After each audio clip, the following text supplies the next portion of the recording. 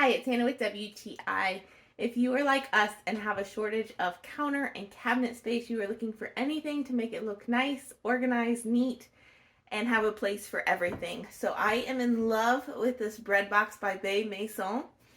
It looks super cute on our cabinet, but it holds so much stuff. I was tired of having bread in a basket or on the counter. It took up so much space and looked sloppy. But check this out. This one little bread box. It doesn't look very big. It doesn't take up hardly any counter space.